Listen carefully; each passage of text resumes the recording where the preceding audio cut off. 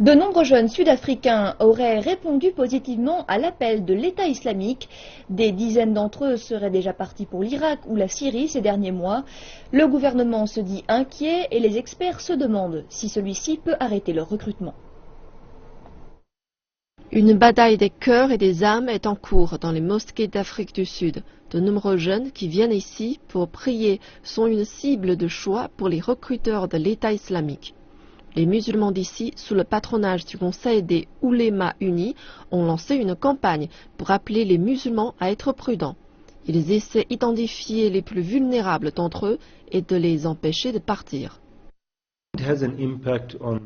Ça a un impact sur ceux qui hésitent, ceux qui ne savent pas partir ou ne pas partir, ceux qui se cherchent. L'État islamique a attiré des milliers de jeunes Africains dans ses rangs, des pays comme la Tunisie ou le Maroc, le Soudan ensuite, maintenant l'Afrique du Sud.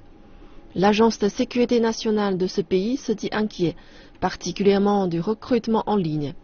Ils disent qu'il faut mettre en place une stratégie antiterrorisme et entrer en liaison avec les autres autorités de sécurité sur le continent. Mais les mesures prises jusqu'à maintenant n'ont pas eu beaucoup d'impact. Personnellement, je n'ai pas l'impression que le gouvernement fasse quoi que ce soit, ou alors pas que je sache. Il faut que le gouvernement fasse tout pour stopper ces gens. Mais je ne sais pas si le gouvernement peut faire quelque chose pour changer ce qui se passe dans la tête des gens. C'est à chacun de décider. L'Afrique du Sud a une loi qui empêche ses ressortissants d'aller se battre pour de l'argent à l'étranger. Elle vise à empêcher les anciens soldats de devenir mercenaires. Mais les experts disent que ce n'est pas suffisant. Disons qu'une demi-douzaine de Sud-Africains sont partis et qu'ils se battent pour EI et ensuite ils décident de rentrer. Quelqu'un les inculpe. Pour que ces accusations tiennent, il faudrait des preuves, probablement un témoin oculaire.